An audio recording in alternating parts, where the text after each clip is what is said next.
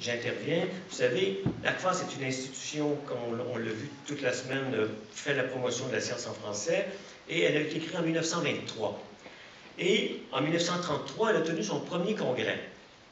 Et en 1905, pour son 50e anniversaire, l'ACFAS a créé une nouvelle catégorie de membres émérites. Et le premier membre émérite a été Léon Lortie, qui était, lui, le professeur de Pierre Demers. Donc, cette rencontre ce soir est d'autant plus intéressante qu'elle nous montre qu'il y a une généalogie de la science et que c'est bien de profiter d'événements comme cette conférence que vous allez entendre de Hubert Reeves pour aussi rendre hommage aux pionniers de la science au Québec.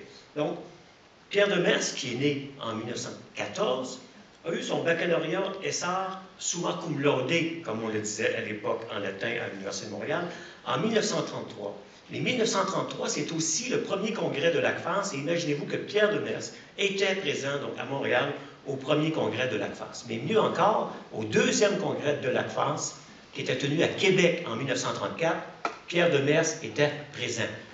On le voit en haut avec le chapeau et le petit moustache, si vous arrivez à voir quelque chose.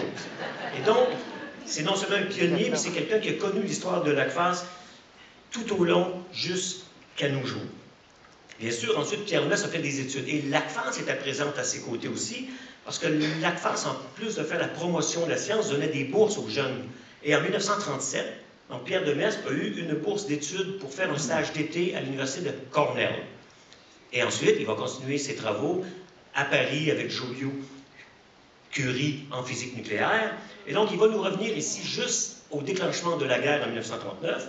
Et en 1943, il va d'ailleurs être le seul Canadien français, au fond, à travailler dans le fameux laboratoire secret de l'Université de Montréal, qui travaillait sur, on dirait en termes simples, la bombe atomique. Donc, la physique nucléaire pour la préparation de réacteurs nucléaires, mais aussi des informations en relation avec les Américains pour la bombe atomique. Donc, ici, on l'a encerclé.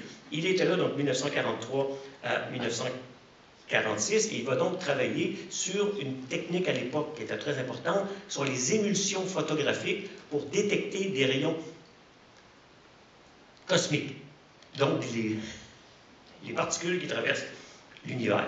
Aujourd'hui, les techniques sont électroniques, mais à l'époque, c'était au fond du sulfure d'argent, et donc des techniques qui alliaient la chimie et la physique.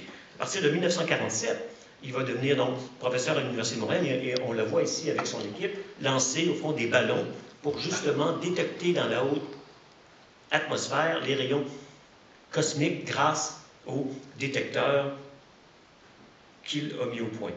Il va donc, même toujours en lien avec l'ACFAS, en 1954, obtenir la médaille Léo Parizeau pour ses travaux justement sur ce qui s'appelait à l'époque l'ionographie. Il va d'ailleurs écrire un traité d'ionographie qui va paraître au début des années 60 et qui fait la synthèse de l'état des connaissances sur les émulsions photographiques et les trajectoires des rayons cosmiques et aussi des désintégrations nucléaires.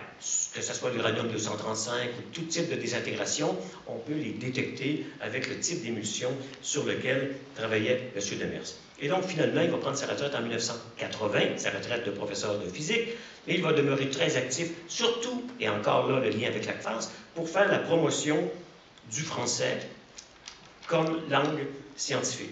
Bien sûr, ceux qui connaissent Pierre Demers seront probablement d'accord avec moi pour dire qu'il n'y a nul besoin d'être toujours en accord avec ses positions pour admirer son énergie et sa détermination.